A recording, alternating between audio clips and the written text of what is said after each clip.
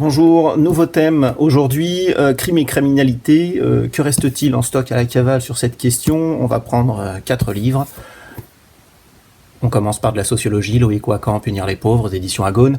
Bon, c'est un texte qui essaye de répondre à la question comment expliquer le tournant punitif des politiques pénales en France dans les années 90 et plus largement en Europe. Bon, Loïc Wacan, il va prendre pour ce faire l'exemple américain, qui est le laboratoire des idées libérales et des politiques pénales en fait. Donc le néolibéralisme conduit une large part des classes populaires à des situations de précarité, de misère, une forme d'insécurité sociale extrêmement forte. Ça soulève des problèmes et il faut donc y apporter une réponse. La réponse américaine, néolibérale, ça va être de criminaliser la misère. Et donc de déployer un état pénal et punitif pour répondre à des questions sociales. Donc sur cette question-là, c'est un livre vraiment très éclairant et hautement recommandable. Le deuxième, c'est un roman, Crime de Meyer Levin. On reste aux États-Unis, à Chicago en l'occurrence.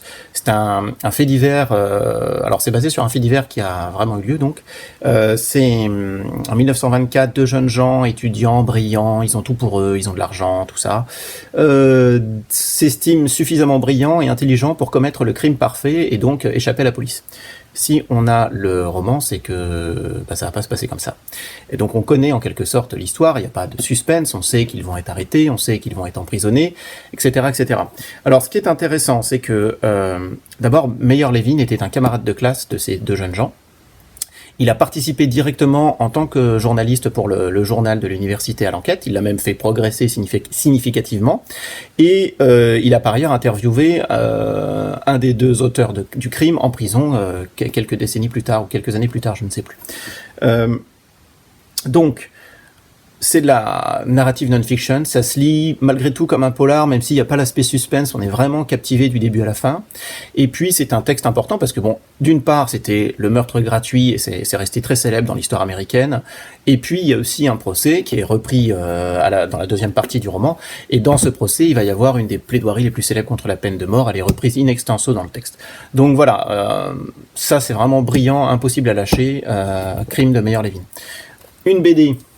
Hop là, une BD en 3 tomes, c'est La berceuse assassine.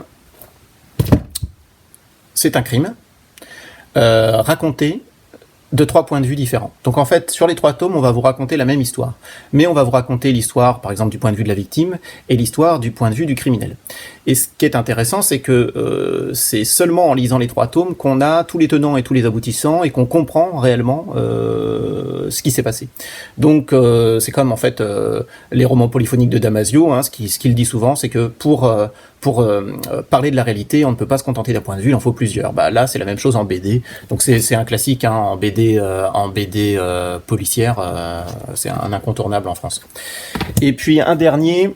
C'est le dernier Bayard, la vérité sur les 10 petits nègres, pardon, parce que ça c'est quand même jubilatoire. En gros, Pierre Bayard vous explique qu'Agatha Christie n'a rien compris. Elle s'est trompée. Elle vous a dit n'importe quoi et en plus elle a même pas trouvé le bon coupable et Pierre Bayard vous le démontre. Voilà, donc ça c'est quand même très bon. Passez une bonne journée et à bientôt, au revoir.